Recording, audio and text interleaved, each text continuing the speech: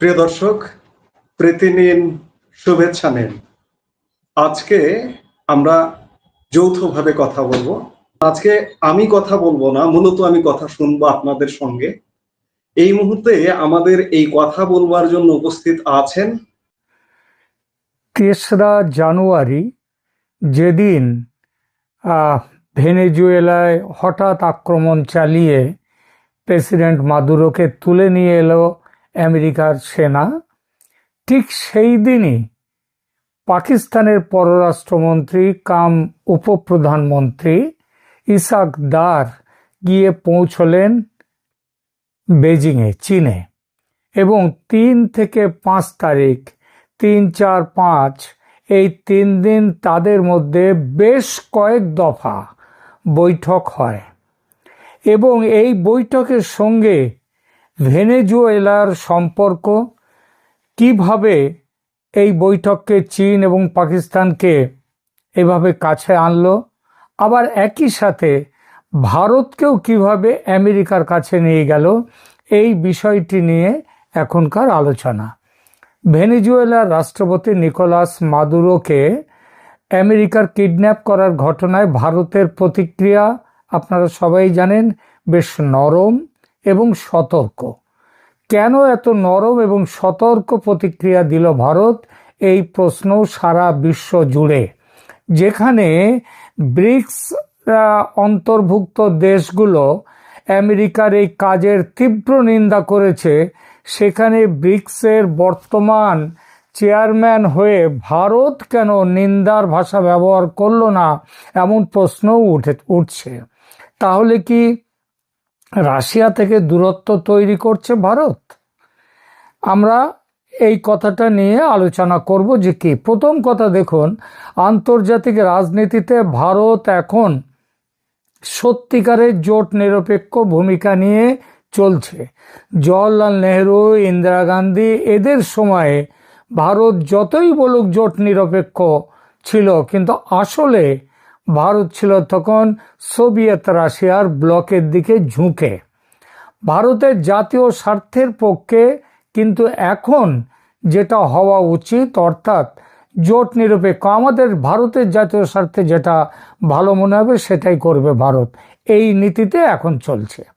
এই জন্য কখনো মনে হয় ভারত রাশিয়ার কাছাকাছি, যেমন ধরুন আমেরিকার নিষেধাজ্ঞা অগ্রাহ্য করে রাশিয়া থেকে সস্তা ক্রুড অয়েল যখন কেনা শুরু করলো, ভারত কিনতে লাগলো, তখন দেখা গেল সবাই বলেছে যে ভারত রাশিয়ার দিকে। আবার কখনো ভারতের ভূমিকা এমন যে মনে হবে ভারত আমেরিকার কাছে। ইরান যখন বোমা ফেললো ইরানে যখন বোমা ফেললো আমেরিকা, তখনও ভারত নিন্দা করেনি সেভাবে। আর ভেনেজুয়েলার ঘটনায় ভারতের নরম প্রতিক্রিয়া তো একেবারে সাম্প্রতিকতম উদাহরণ। ভেনেজুয়েলার কাণ্ডে ভারতের এমন অবস্থানের পেছনে বড় কারণ, সেটা হচ্ছে যে অর্থনীতি এবং জ্বালানি নিরাপত্তা, এর সঙ্গেও দক্ষিণ এশিয়ায় ভারতের নতুন করে জোটবন্দি হওয়াটাও এর একটা কারণ। ভারতের তাই মাদুরোর ব্যাপারে এই মেপে পা ফেলা বা কূটনৈতিক নীরবতার পেছনে 3টি প্রধান স্বার্থ কাজ করছে। এখানে প্রথমে যাই যে আর্থিক ব্যাপারে ভারতের কি লাভ হবে, সেই ব্যাপারটার দিকে প্রথমে যাই। আপনারা জানেন, অনেকেই জানেন, আবার সেভাবে প্রচারিত হয়নি, যে প্রায় $1 বিলিয়ন সেটা নিকোলাস মাদুরোর শাসন আমলে ভারতের সরকারি তেল কোম্পানিগুলোর পাওনা ছিল। সেই পাওনাটা নিকোলাস মাদুরো দিচ্ছিলেন না বেশ কয়েক বছর ধরে। সরকার পরিবর্তন হলে এই টাকা ফেরত পাওয়ার সম্ভাবনা একটা তৈরি হয়েছে। ভারতের যে oil and natural gas commission, বিদেশ, এটা মানে সংক্ষেপে যাকে বলা হয় OVL, তারা ভারতের এই OVL মানে অয়েল বিদেশ ONGC বিদেশ লিমিটেড, এরা ভেনেজুয়েলার সান ক্রিস্টোবাল তেল ক্ষেত্রে এদের 40% মালিকানা আছে। 2014 সাল পর্যন্ত লভ্যাংশ বাবদ তাদের পাওনা ছিল প্রায় $536 মিলিয়ন। এর পরবর্তী বছরগুলোতে মাদুরো সরকার কোনো অডিট করতে দেয়নি এবং সেই পাওনা টাকাটাও ভারতকে দেয়নি। সব মিলিয়ে এই বকেয়া বা পাওনার পরিমাণ প্রায় $1 বিলিয়ন, যেটা ভারতীয় মুদ্রায় এখন প্রায় 10,000 কোটি টাকার কাছাকাছি। মাদুরো ক্ষমতায় থাকাকালীন এই টাকা ফেরত পাওয়া অসম্ভব ছিল। এখন আমেরিকার নিয়ন্ত্রণে বা নতুন সরকারে নিষেধাজ্ঞা উঠে গেলে ভারত আশা করছে তারা তেল বিক্রির লভ্যাংশ হিসেবে এই বকেয়া টাকা আদায় করতে পারবে। দ্বিতীয়ত, রিলায়েন্স ইন্ডাস্ট্রিজ লিমিটেড, যেটা মুকেশ আম্বানির কোম্পানি, এবং অন্যান্য রিফাইনারির একটা বড় স্বার্থ আছে ভেনেজুয়েলাতে। ভারতের তেল কোম্পানিগুলোর জন্য ভেনেজুয়েলা অত্যন্ত গুরুত্বপূর্ণ, কারণ ওই যে ভারী অপরিশোধিত তেল, হেভি ক্রুড অয়েল যেটাকে বলা হয়, সেটা করবার সক্ষমতা ভারতীয় রিফাইনারিগুলোর রয়েছে, অন্য জায়গায় সেরকম নেই। মুকেশ আম্বানির রিলায়েন্স একসময় ভেনেজুয়েলার তেলের অন্যতম বড় ক্রেতা ছিল। আমেরিকার নিষেধাজ্ঞার কারণে মাদুরোর আমলে তারা সরাসরি তেল কিনতে পারছিল না। এখন আমেরিকাপন্থী সরকার এলে নিষেধাজ্ঞা উঠে যাবে এবং রিলায়েন্স আবার কম দামে সরাসরি তেল আমদানি করতে পারবে। আইওসি এবং অয়েল ইন্ডিয়াও তাদের ব্যবসা বাড়াতে পারবে। মনে রাখবেন, ভেনেজুয়েলার যে কারাবোবো 1 যে প্রজেক্ট আছে, সেখানে ইন্ডিয়ান অয়েল এবং অয়েল ইন্ডিয়ার বড় টাকা বিনিয়োগ করা আছে। মাদুরোর সময়ে এই প্রজেক্টগুলো প্রায় বন্ধ হয়ে গিয়েছিল, নতুন ব্যবস্থায় এবার আবার চালু হতে পারবে। তৃতীয়ত, চীনের প্রভাব কমানো। মাদুরো সরকারের আমলে ভেনেজুয়েলায় তেলের ওপরে চীনের একচেটিয়া অধিকার ছিল। চীন ভেনেজুয়েলাকে প্রচুর ঋণ দিয়েছিল এবং সেই ঋণের বদলে তারা তেল নিত। ফলে ভারত চাইলেও তেল বা নিজেদের পাওনা টাকা পাচ্ছিল না, কারণ তেল আগে চীনে চলে যাচ্ছিল। এখন আমেরিকা ভেনেজুয়েলার নিয়ন্ত্রণ নেওয়ায় চীনের সেই একচেটিয়া প্রভাব খর্ব হবে। ভারত মনে করছে নতুন সরকার চীন থেকে দূরত্ব রাখবে এবং ভারত ও আমেরিকার কোম্পানিগুলোকে অগ্রাধিকার দেবে তেল বিক্রির ব্যাপারে। তাহলে বোঝা গেল কি কেন এই নরম প্রতিক্রিয়া? সহজ কথায়, মাদুরো সরকার ভারতের জন্য লাভজনক ছিল না। তারা ভারতের পাওনা টাকা দিচ্ছিল না এবং তেল সরবরাহ করতে দিচ্ছিল না চীনের চাপে। উল্টো দিকে আমেরিকার এই টেক ওভারের ফলে এখন যেটা হবে সেটা হলো ভারত তার $1 বিলিয়ন ফেরত পাবে। রিলায়েন্স ও সরকারি কোম্পানিগুলো আবার সেখানে সস্তায় তেল পাবে। ভেনেজুয়েলায় চীনের দাপট কমবে। আর তাই ভারত সরকার আবেগের বশবর্তী হয়ে মাদুরোর পক্ষে কথা না বলে নিজেদের জাতীয় ও আর্থিক স্বার্থ রক্ষা করার জন্য সতর্ক প্রতিক্রিয়া জানিয়েছে। ভেনেজুয়েলা থেকে তেল আমদানি আবার শুরু হলে ভারত ভূ রাজনৈতিক এবং অর্থনৈতিক দুই দিক থেকেই লাভবান হবে। রাশিয়ার উপর নির্ভরতায় হ্রাস পাবে। ইউক্রেন অলরেডি রাশিয়ার থেকে প্রায় 30% তেল কেনা, সেটা কম করে দিয়েছে ভারত। ইউক্রেন যুদ্ধের পর থেকে ভারত রাশিয়ার তেলের ওপরে খুবই নির্ভরশীল হয়ে পড়েছিল, কিন্তু আন্তর্জাতিক রাজনীতিতে putting all eggs in one basket, অর্থাৎ এক ঝুড়িতে সব ডিম রাখাটা বিপজ্জনক। ভেনেজুয়েলার তেল আসা শুরু হলে ভারত রাশিয়ার ক্রুড অয়েলের ওপরে নির্ভরতা কমাতে পারবে। এর ফলে আমেরিকার সঙ্গে ভারতের সম্পর্ক আরও মসৃণ হবে, কারণ আমেরিকা দীর্ঘদিন ধরেই চাইছে ভারত যেন রাশিয়ার উপর নির্ভরতা কমায়। আমেরিকার বাণিজ্য শুল্ক, যেটা 2026 সালে ডোনাল্ড ট্রাম্পের মতো ব্যবসায়ী মানসিকতার কেউ ক্ষমতায় থাকলে তিনি সবসময় ডিলিংয়ে বিশ্বাসী, লেনদেনে। ভারত যদি ভেনেজুয়েলার তেল কেনে, যা এখন আমেরিকার নিয়ন্ত্রণে, তাহলে আমেরিকা খুশি হবে। রাশিয়ার থেকে তেল কম কিনবে বলে, তাহলেও আমেরিকা খুশি হবে। এর বিনিময়ে ভারত আমেরিকার কাছে বাণিজ্য শুল্ক বা ট্যারিফ কমানোর যে দাবি করছে, যে আলোচনা করছে, সেই আলোচনা ভারতের পক্ষে আসবে। ফ্রি ট্রেড এগ্রিমেন্ট আমেরিকার সঙ্গে যে মুক্ত বাণিজ্য চুক্তি, এই আলোচনা অনেক দিন ধরে চলছে। ভেনেজুয়েলা ইস্যুতে ভারতের এই নরম অবস্থান এবং তেল কেনার আগ্রহ আমেরিকার জন্য সুবিধাজনক। ফলে ট্রাম্প প্রশাসন ভারতের সঙ্গে এফটিএ স্বাক্ষরের ব্যাপারে আরও নমনীয় হতে পারে। অর্থাৎ ভেনেজুয়েলার তেল ভারতের জন্য আমেরিকার সাথে দর কষাকষির একটা বড় হাতিয়ার হয়ে উঠবে। দ্বিতীয়ত, আরেকটা বড় কারণ, অপারেশন সিন্দুর এবং চীনা অস্ত্রের ব্যর্থতা, সেটা প্রমাণ হয়ে গেছে ভেনেজুয়েলাতে।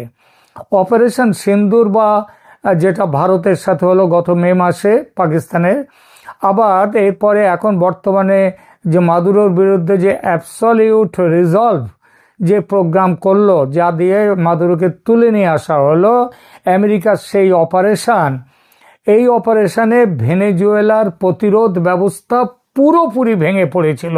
মনে রাখবেন, ভেনেজুয়েলাকে মূলত অস্ত্রশস্ত্র সমস্ত কিছু এটা সাপ্লাই করত চীন, যেমনভাবে পাকিস্তানকে করেছে, যেমনভাবে বাংলাদেশকে করেছে। সুতরাং চীনা অস্ত্রে এই প্রতিরোধ ব্যবস্থা ভেনেজুয়েলার পুরোপুরি ভেঙে গিয়েছিল।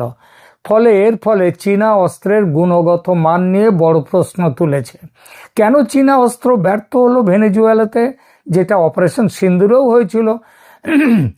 কারণ ভেনেজুয়েলা তাদের আকাশসীমা রক্ষার জন্যে চীনের ওপরে ব্যাপকভাবে নির্ভরশীল ছিল।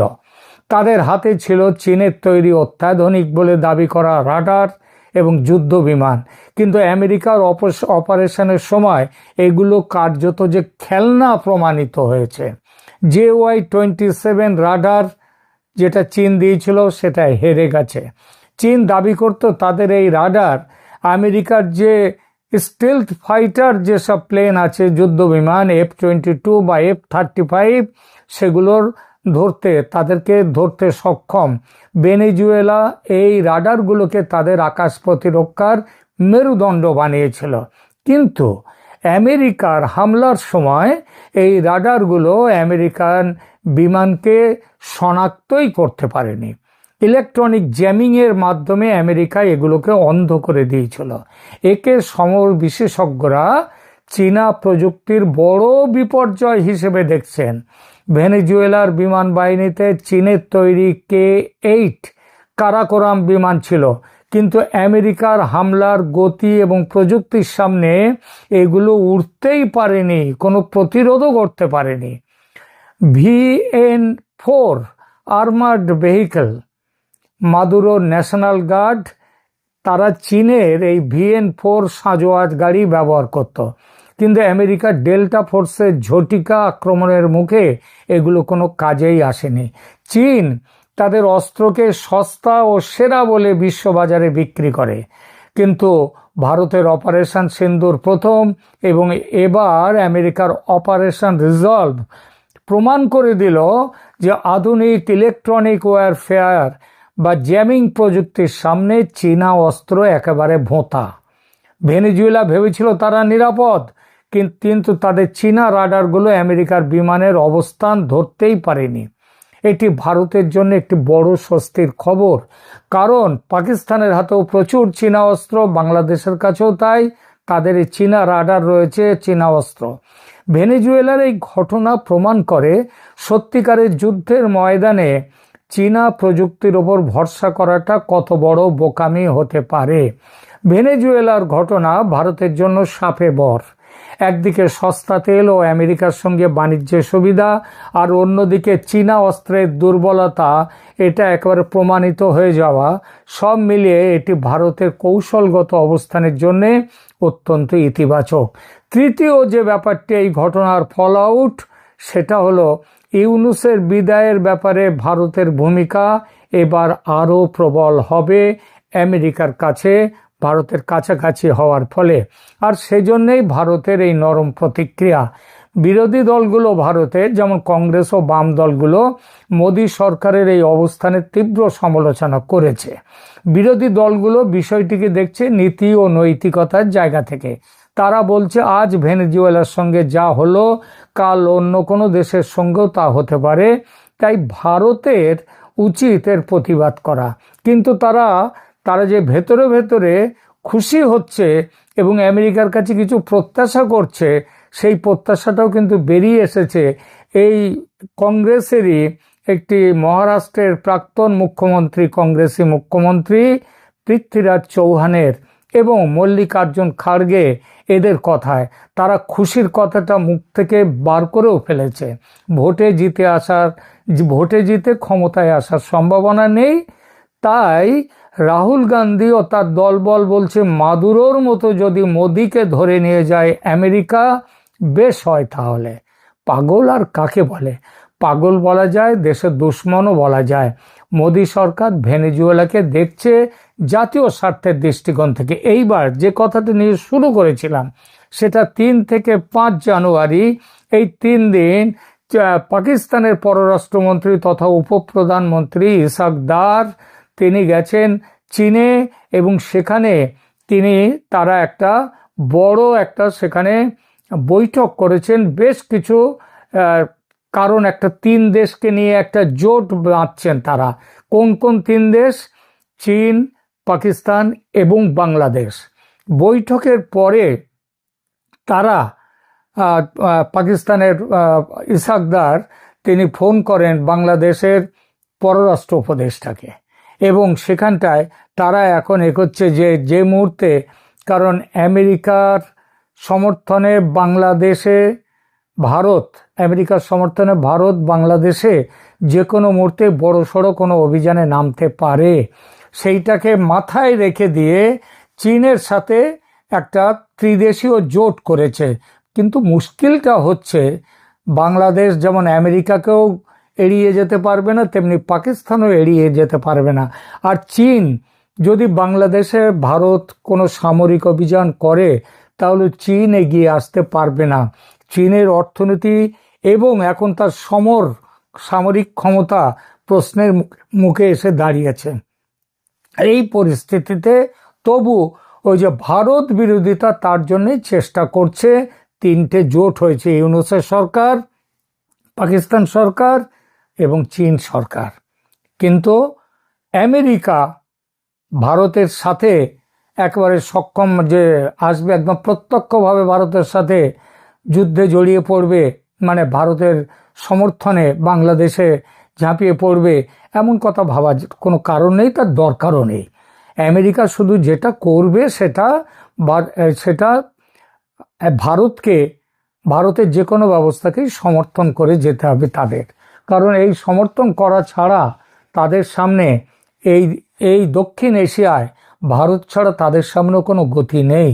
পাকিস্তানকে যতই তোল্লাই দিক পেছন থেকে, তাতে বড় কোনো লাভ হবে না। আপাতত এ পর্যন্ত। ধন্যবাদ।